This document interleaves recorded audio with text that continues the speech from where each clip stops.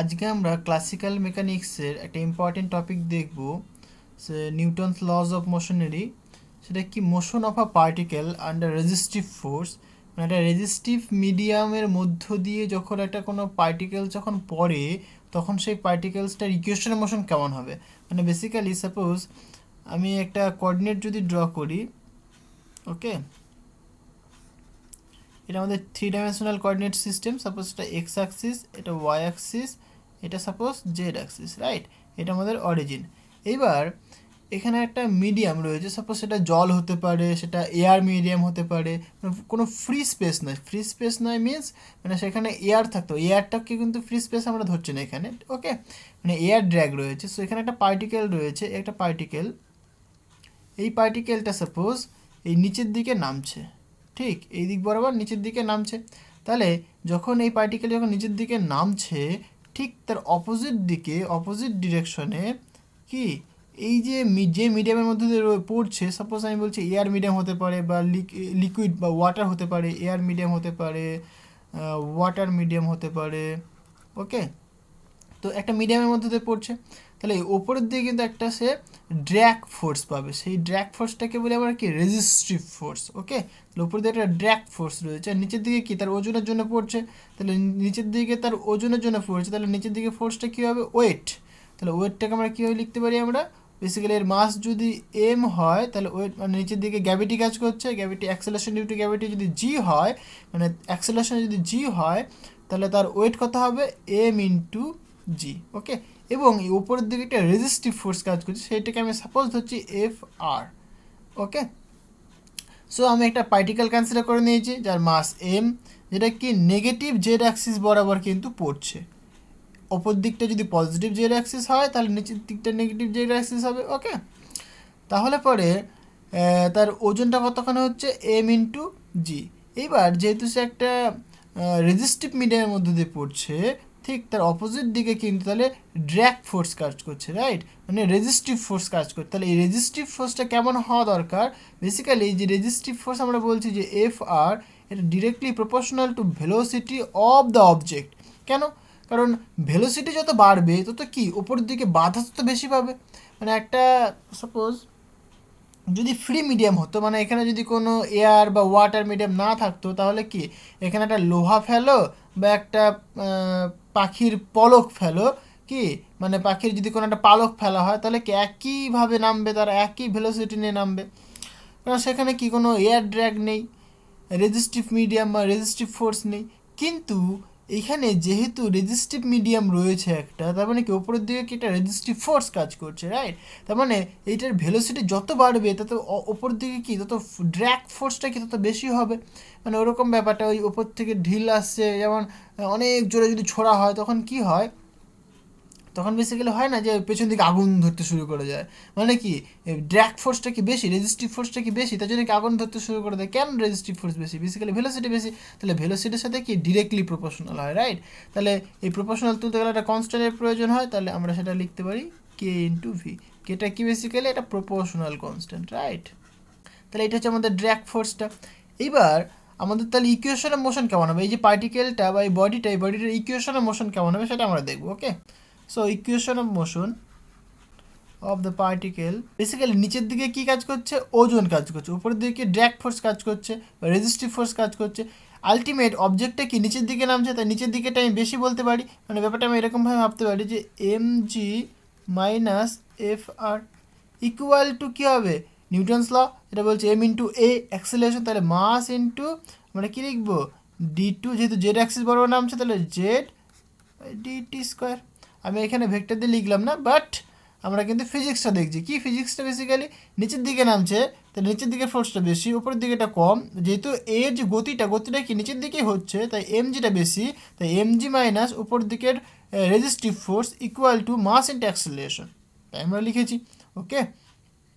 তাহলে এখান থেকে আমরা কী লিখতে পারি, basically m d two z d t square equal to m into g minus F r, f r মানে কত আবার, কে ইন্টু ভি, ওকে। তাহলে এটাকে আমরা কী করবো, এবার ইন্টিগ্রেশন করবো এক এক করে, ওকে। তাহলে এম দিয়ে যদি আমরা ভাগ করে দিই, তাহলে কী দেখতে লাগবে, d two z dt square equal to g minus k by m into v, তাই না? তাহলে এখানে আমি লিখতে পারি না এরকম d dt dz by dt equal to g minus k by m into v, এটা আমরা লিখতে পারি।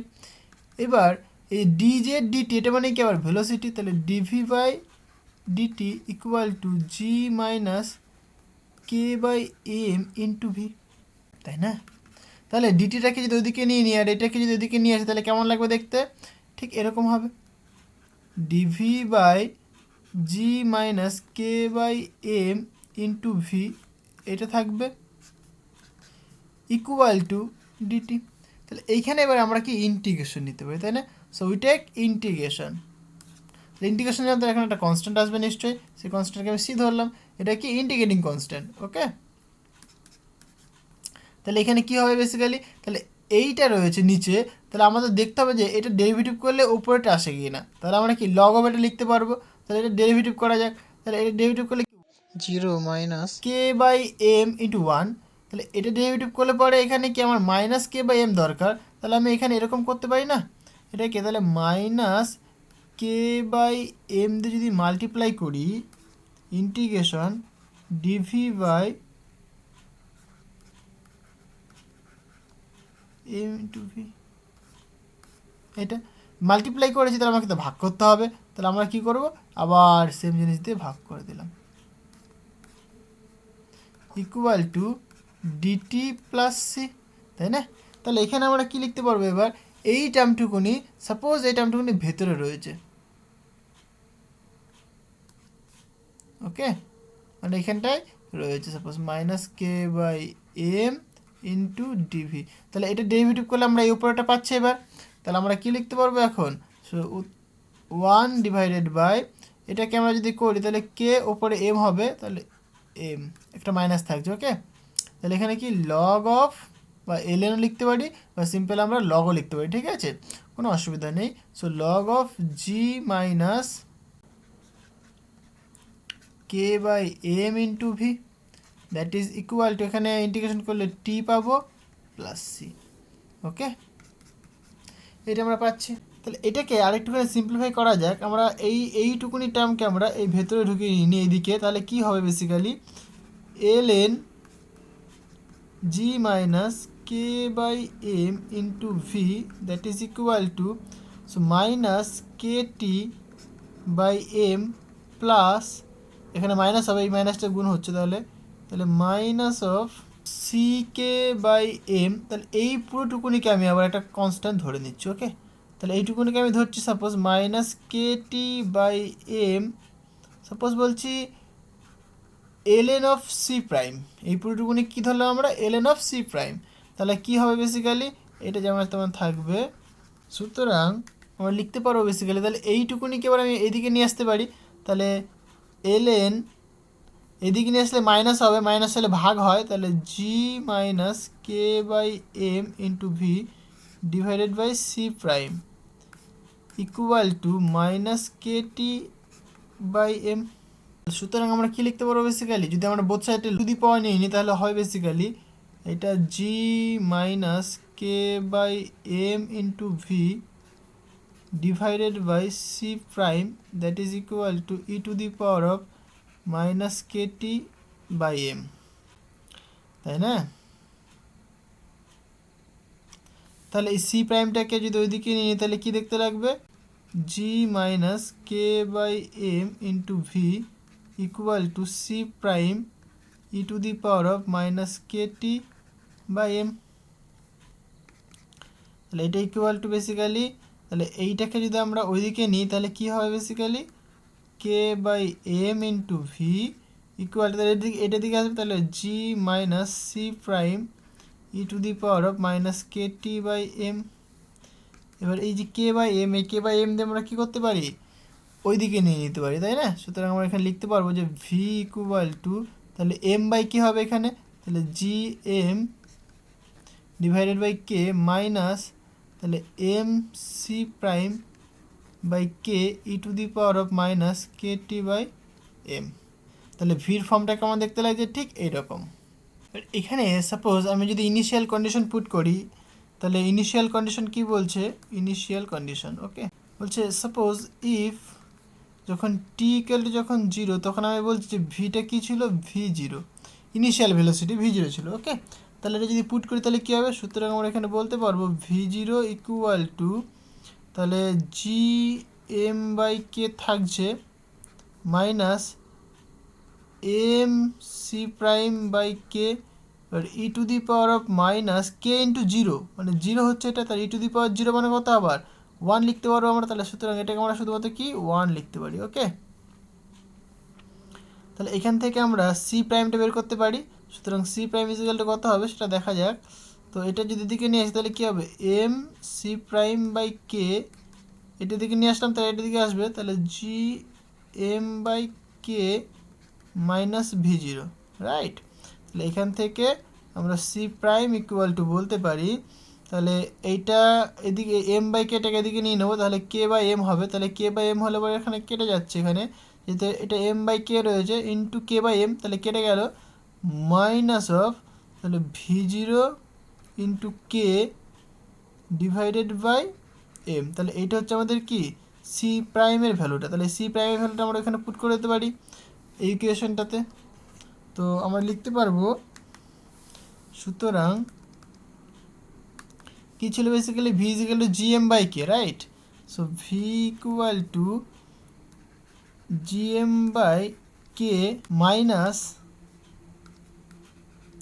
M by k, c prime মানে কত আবার g minus v0 k by m into e to the power of কি minus Katie by m, minus Katie by m, তাহলে এই যে এম বাই কেটাকে আমরা ভেতরে ঢুকিয়ে দিতে পারি, সুতরাং আমরা লিখতে পারবো তাহলে g m by k minus m by কেটাকে ভেতরে যদি ঢুকিয়ে দিই তাহলে কী হবে বেসিক্যালি জি এম বাই কে।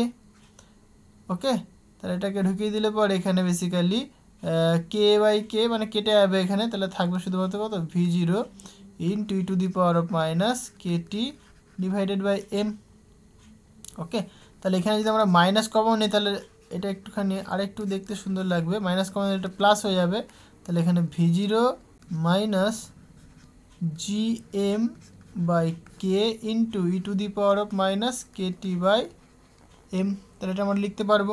সুতরাং ভি ইজিক্যালটা আমরা এই ফর্মটা পাবো। ওকে, তাহলে ভি ইজিক্যালটা আমরা এই ফর্মটা পাচ্ছি আমরা।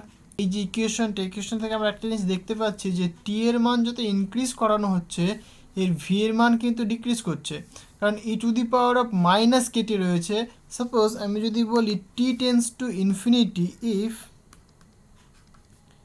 টি টেন্স টু যদি ইনফিনিটি হয় তাহলে ভি কত হবে বেসিক্যালি, তাহলে আমরা ভি ক্যালু লিখতে পারবো, যেহেতু ই টু দি পাওয়ার অফ, তাহলে এখানে e to the power of minus Katie by m, right. তাহলে এটা কী হয়ে যাবে, এটা গোয়িং টু 0 হয়ে যাবে, কারণ e to the power of minus infinity, e to the power of minus infinity কী হয়, 0 হয়, তাই না।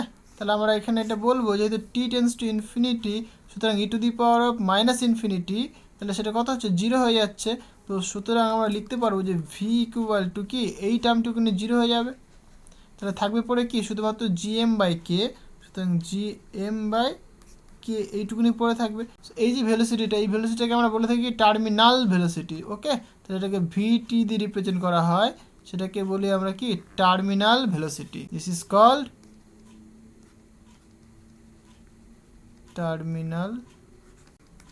Terminal velocity.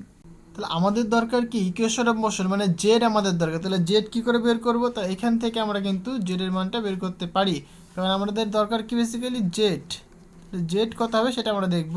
Basically v equal to কী জানি আমরা, v equal to dz by dt, তাহলে সেখান থেকে আমরা জেডের মান বের করতে পারি। সো দেখা যাক কী হয়।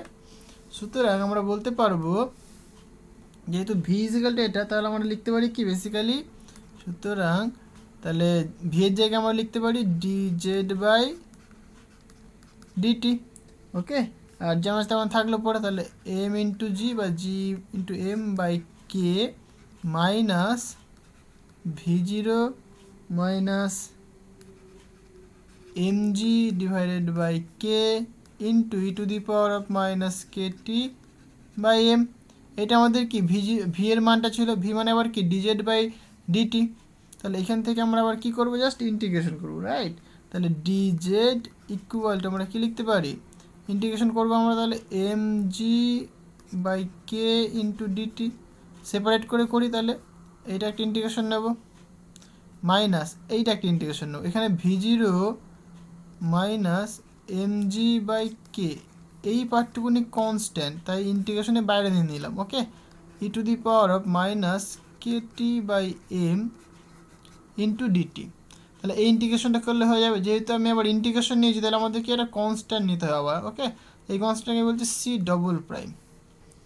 তাহলে পরে এখান থেকে ইন্টিগ্রেশন করলে আমাদের হয়ে যাবে, সুতরাং জেডে ইন্টিগ্রেশন করলে কি জানি আমরা, জেড হবে।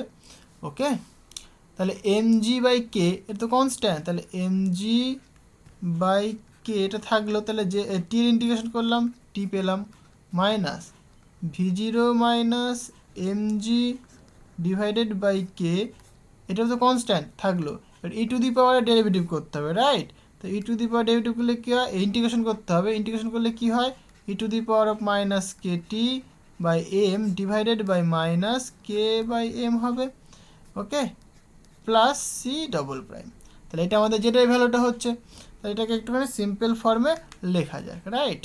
সুতরাং আমরা লিখতে পারি z equal to m g into t divided by k minus এই মাইনাস আবার এই মাইনাস প্লাস হয়ে গেল। ওকে, তাহলে কে বাই এম, তাহলে উপরে উঠে গেলে কি এম বাই কে হবে, সুতরাং এম বাই কে এখানে থাকছে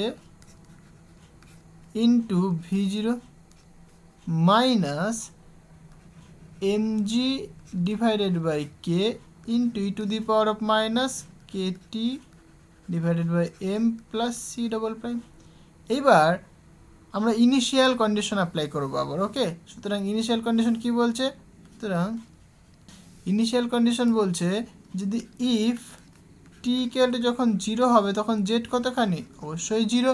তাহলে যদি জিরো হয় তাহলে সি ডবল প্রাইমের ভ্যালু কত হবে, সুতরাং দেখা যাক, তাহলে জেড যদি জিরো হয় তাহলে জিরো লিখলাম, তাহলে টি জিরো, তাহলে এইটুকুনি জিরো হলো, plus m by k v zero minus m g divided by k e to the power of minus zero মানে আবার কি e to the power zero মানে ওয়ান, তাহলে এটা ওয়ান লিখতে পারি আমরা, so one plus c double prime.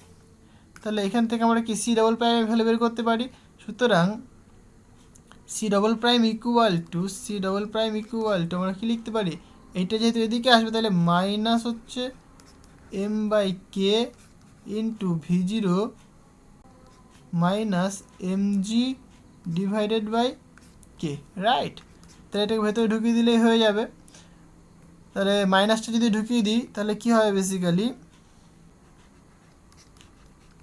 M by k m g by k minus v zero, তাহলে এইটা হচ্ছে আমাদের সি প্রাইমের ভ্যালু। ওকে, তাহলে সি প্রাইমের ভ্যালু পেয়ে গেলাম, তাহলে সি প্রাইমের ভ্যালুটা কি এখানে আমরা পুট করে দেবো, তাহলে হয়ে যাবে। সুতরাং আমরা লিখতে পারি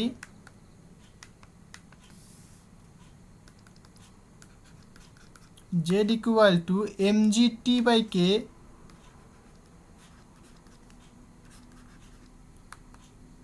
plus m by k into v zero minus m g by k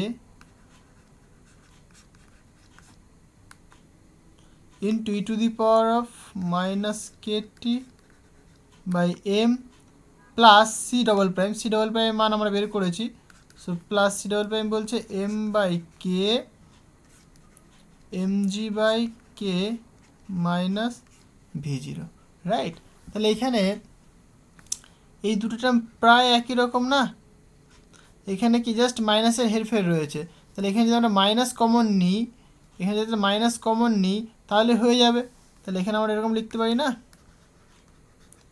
m g t by k plus তাহলে m by k into v zero minus m g by k into তাহলে কী পড়ে থাকবে e to the power of minus k t by m, এটা পড়ে থাকবে। তাহলে এখানে মাইনাস কমন নিলেই তো v zero minus m g by k হচ্ছে, সুতরাং -1 পড়ে থাকছে, রাইট। তাহলে এটা আমাদের কি জেড ইকুয়াল টু পাচ্ছি আমরা,